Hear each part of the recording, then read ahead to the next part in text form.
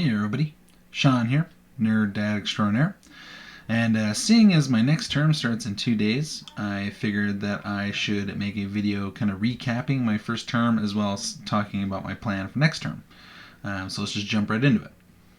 So as you can see, I have 2 days remaining in my current term, and I have completed 41 CUs, and I'm about 68% of the way done. 33% was brought in via transfer credits, and then the other 34%, 35%, whatever that is what I was able to complete. I'd like to talk about the time commitment now of like what it took me to do these courses. Let's go to my degree plan. So as you can see, the first course I passed was spreadsheets. My term started 8/1, so it took me essentially 1 day to complete Intro to Spreadsheets. And then Best Principles or Best Practices of Management took me a whole month. That class was very difficult. A lot of people agree with me on that class is just not very fun. Principles of Accounting. It may look like it took me about a month to do, but actually I took a 1-week break in this month to go to a friend's wedding.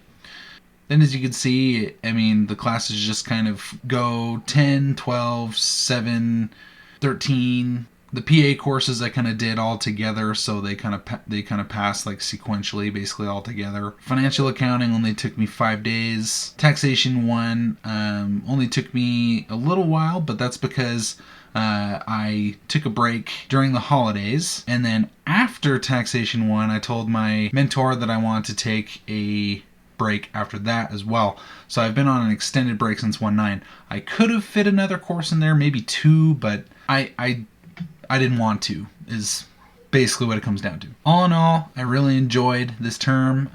The low-level classes are just fun to learn, fun to go through.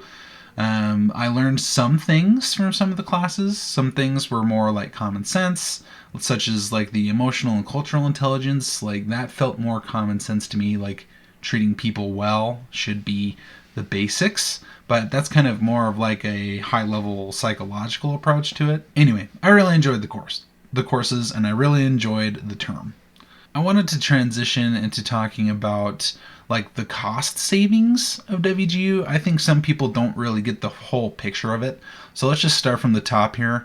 My term 1 tuition was $3,370. That's how it is for the Bachelor's of Business and Accounting. I completed 41 CUs, and if you break it down just straight, my cost per CU was $82.20. Now, if you compare it to the local university that's literally in my town, so the town where I live, if you compare it to that university, if I were to be full-time, 12 plus credits per semester, it'd be $3,936. So you can kind of equivocate a term with a semester, but not really. If you take the amount of CUs that I was able to complete, and you assume that if I went to this same brick and mortar school, that I'd only be able to complete 18 terms a semester, which is true. At this university, you have to fill out a waiver if you decide to do more than 18, and even then, you might not get approved. It would take me 2.28 semesters to do 41 CUs, or credits. Total cost to do the same amount of credits at my brick and mortar school would have been $8,965.33, and the cost per credit would be $218.67. So as you can see, that's a very large direct savings. That's $5,595 in savings. That's money I did not have to spend because I went to WGU. But there's the other side of the coin that people don't really think about, which is like the opportunity cost. What I would have to give up in order to go to a brick and mortar school and get the same amount of credits. So if you look here, I took what my hourly wage is and I basically split it in half. Assuming I was able to keep my same job and work part-time, which would not be the case, I multiplied it by part-time hours, if I was working 20 hours a week, and then I multiplied it by the number of semesters, or the number of years if you equivocate it to a WGU term, and I would have had $46,714 of lost wages. That's money I would not have earned because I would have had to take some time off to do school at a brick and mortar full time. It saved me 2.28 years, or 2.28 semesters, I guess I should say. As you can tell, something's not quite right with this math, but I promise I'll fix it. Here, just a second, just watch. See, I'm gonna fix it right now. Right now. Right. And let's just change that. 6 months. There you go. That's more accurate. So like 1.14 years it would have saved me in time. Now, there's other things about my job that I would have had to give up if I had gone to brick and mortar school. I get employer paid health insurance, dental, and vision. At least they cover a portion of it. And if in the same amount of time that I would be going to school, oh, my math here's a little janky. That's better.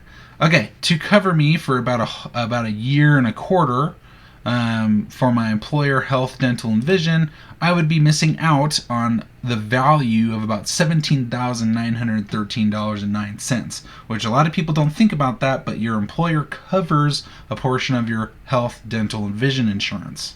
At least they should. I didn't take into account all the short-term disability and long-term disability that my employer pays, but it's pretty negligible, so I didn't really include it. So if you look at my total direct savings and my total opportunity cost savings, we're looking at $70,222.92. Yeah. Wait. It was in this moment that he realized just how janky his math truly was. My math was a little bit janky. $46,000, not quite 70. It would have been 1.14 years, not 2.28 years. My bad.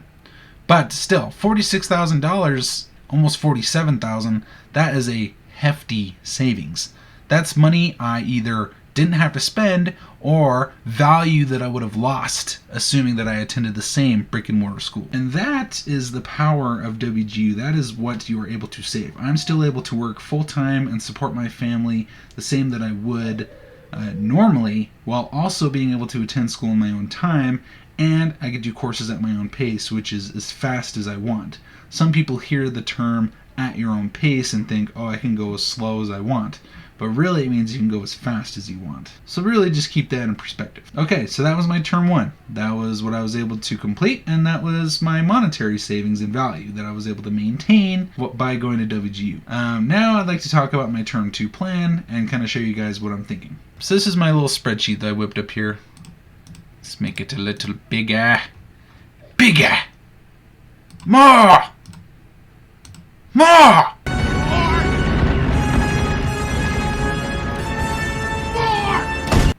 There we go. I think that's easier to see. Okay, so I have 181 days left in this term. Starts on 2/1, so 2 days from today. Term end date is 7/31/2021. Total number of days is 181 instead of 182 because maybe I'm actually missing 2 days. Yes, 2 days because February is a short month. So I'm getting shorted a couple days. I didn't think about that. Tricky.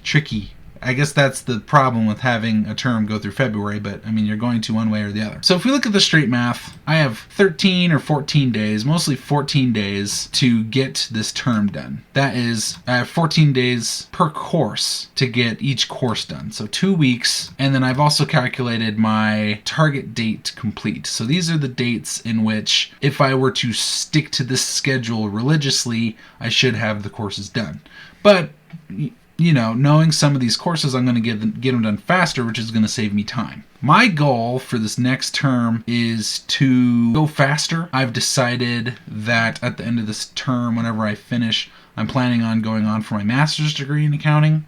So the faster I can get this degree done and get everything wrapped up, the sooner I can start my master's program, save some more time and money, just overall get more value from the degrees themselves. So I got cost and managerial accounting is going to open up my term, and then it's going to go into more of the different areas of business like operations and supply chain, business ethics, intro to HR, and then I have what I've heard is some of the most difficult courses for the accounting students, which is business law for accountants, intermediate accounting 1, 2, and 3.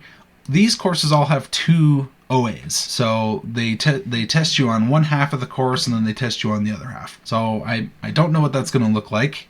I still only have 2 weeks really budgeted for both courses, but I don't know. We'll see when we get there. And I hear accounting info systems, employment law, compensation are all fairly easy courses, and then auditing I've heard is kind of a beast depending on how you feel about laws and regulations. At least that's what I read on Reddit.